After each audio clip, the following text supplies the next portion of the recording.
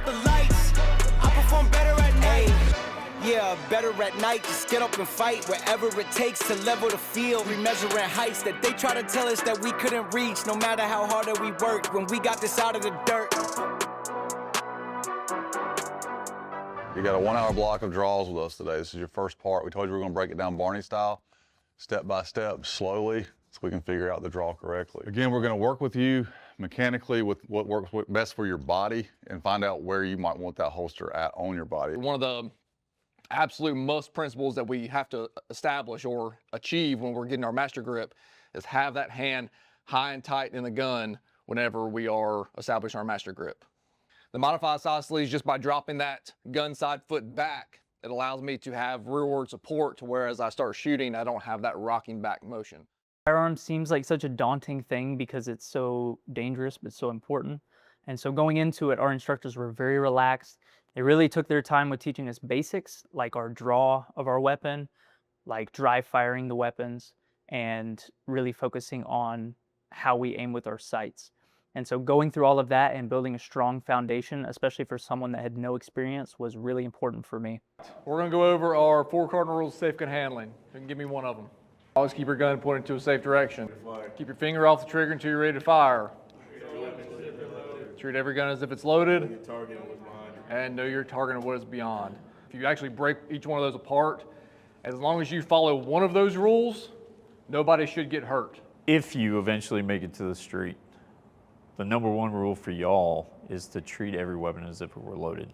Always think of that one first. You will have officers that will come across suspects that will have firearms on, they'll take possession of them, and they'll hand it off to you. They may not have time to clear it. I know that sounds counterproductive, but they may hand it off to you. You assume that it is loaded. What we're going to do now is we are going to work on the 3-yard line, which is the first stage of fire for y'all. When your target appears, you will draw and fire 2 rounds, 2 seconds, strong hand only. So I'd say watch your target. Target turns away. That's your 2 seconds. You will repeat that process a total of 3 times. The stimulus for you to move is when that target starts turning, you go to gun. Just throwing the gun out there and sending 2 rounds downrange is not the goal. We have to be accountable for every round we fire. We have more shots closer than we do farther. So we need to be able to get good points on the board at 3 yards so we're not stressing at 25 if we miss 1 or 2 and don't get the points on the board.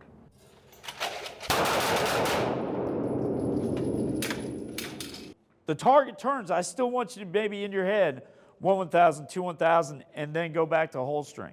I don't want you to develop a training scar going bang, bang, in a holster.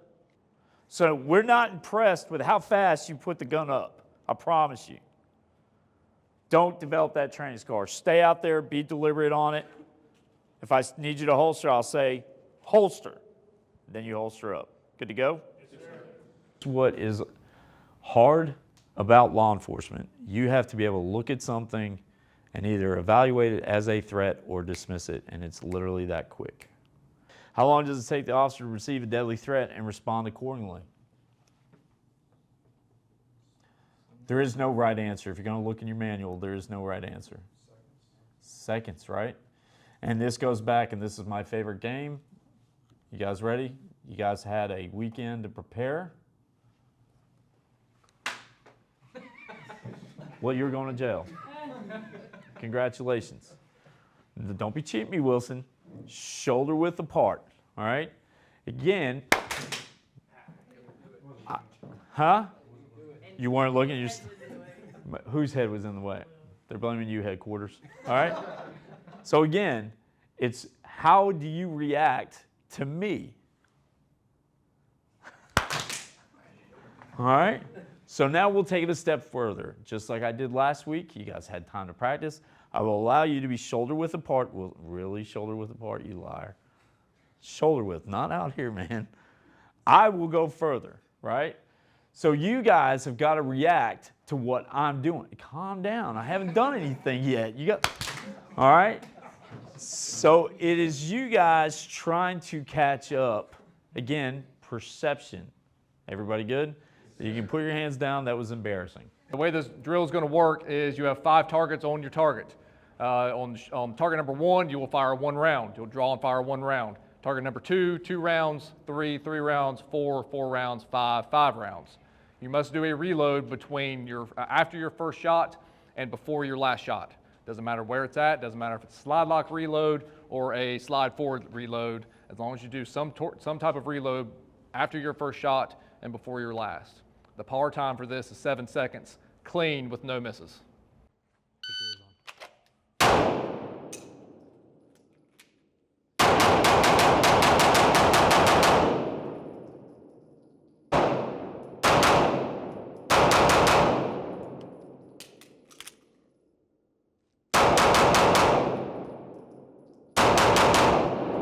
All right, did you kind of see what I'm doing there?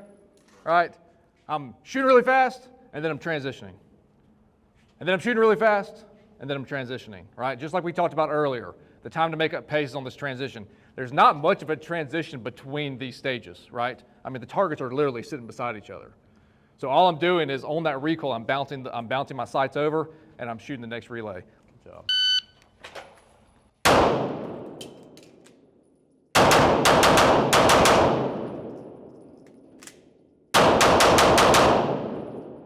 What we call trigger freeze, 946.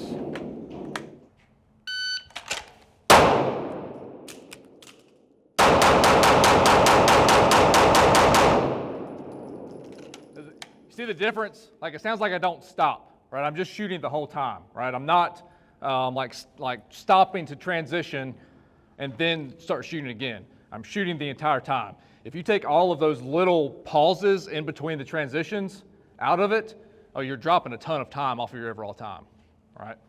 Again, it's the little things, like what we've been preaching with the whole decision-making stuff we've been going over. All of the little things that we're trying to do take time off of your overall time.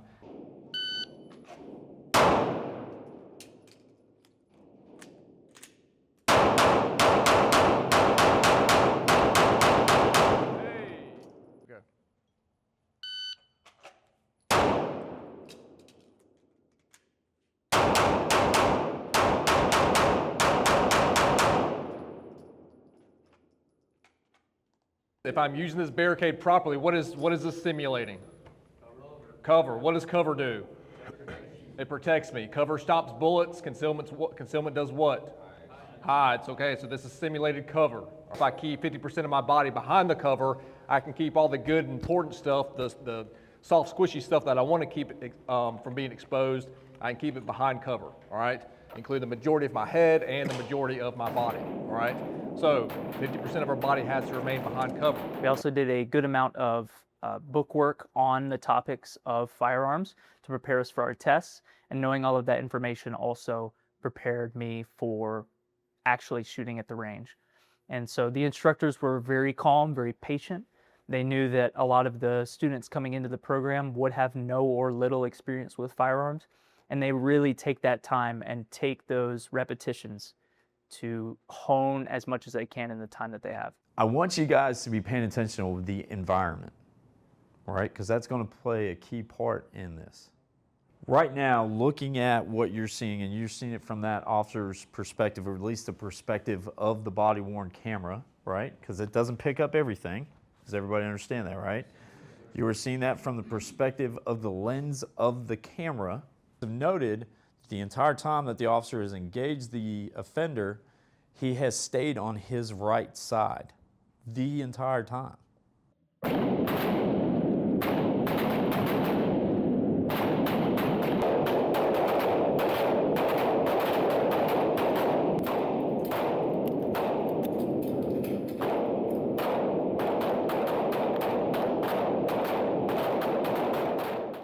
We suggest that you start with the 5s, all right? Count each and every one. 45 5s, all right? So then you come up here to the 5 and you write 45. And really this is, I don't care if you put an X or not, just know that this is going to be multiplication, okay? Then we go to the next one, do the 4s. That's everything in the 7. 1, 2, 3, 4, 5, all right? 5. That's a 50-round course. Don't really have to do much math from there, but if this does not equal up like that, then you're going to go to the 3s, count the 3s, put those there, all right? So multiply those, then add these together to get your raw score there. And then we'll multiply that times 0.4, 98, 98%. Shooters do at 25 yards in a prone position in particular, I don't care how far you are, prone position, they start losing the idea of the actual good sight picture, equal height, equal light. And what they start doing is floating that front sight high.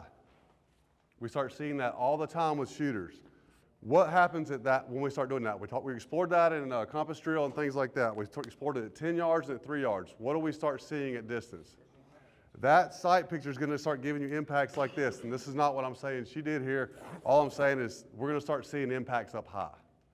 So it's very imperative that you, whatever position we find that you like, that squash frog, that rollover prone, whatever it may be, we're still seeing that good sight picture. Because now everything starts showing up. Mistakes start mattering out there.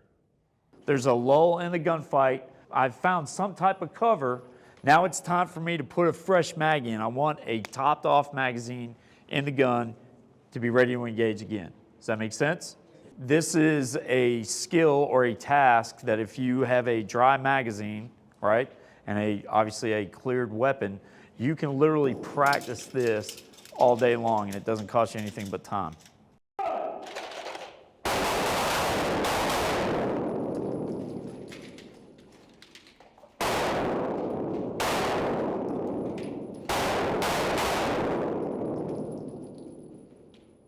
When your target appears, you're going to fire 1 round in 1 second. 1 round in 1 second. Watch your target. And fire 2 rounds, support head only, in 15 seconds. Watch your target. Go ahead, just drop it. Stow the flag.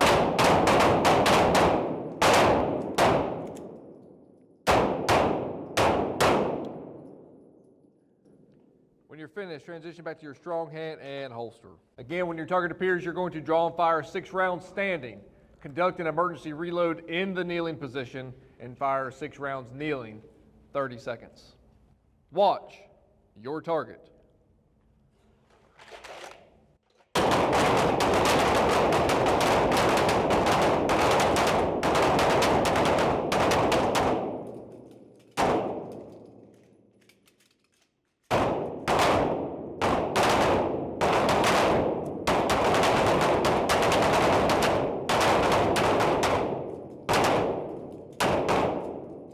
Two rounds kneeling in 5 seconds. 2 rounds kneeling in 5 seconds.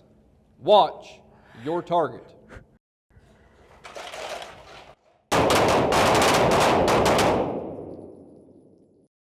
If this is a person who's been shot, I'm going around to make sure that this scene is secure. Let me call EMS. EMS, get in here, 1018. Check for our responsiveness. Alert, verbal, painful, or unresponsive. If he's unresponsive, there's really no reason for me to check the orientation because he's unresponsive. He's not answering my questions.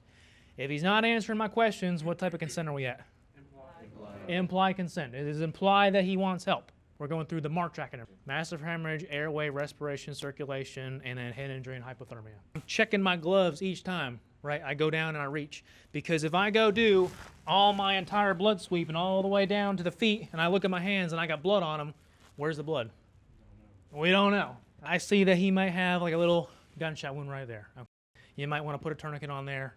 After we put the tourniquet on, we've solved that crisis. Looking inside the airway, I don't see anything. I'm putting my head down toward his face so that I can feel his breath and also look down to make sure that there's equal chest rise and fall because the airway's intact, felt the airway, equal chest rise and fall.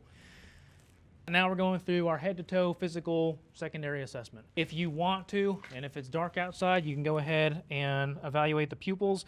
If you look at his eyes and they're unequal, that could be a head injury. KLS, can we get EMS to my location, please? 10-4. Sir, can you hear me? Sir, can you hear me? He's not responding. Pulse check. He does not have a pulse. You don't feel anything, you don't see chest rise and fall. Still nothing. Starting CPR.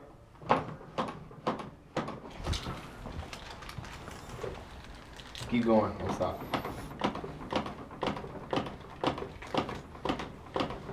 pause real quick. Stay clear of patient. Deliver shock delivered. It is safe to touch the patient.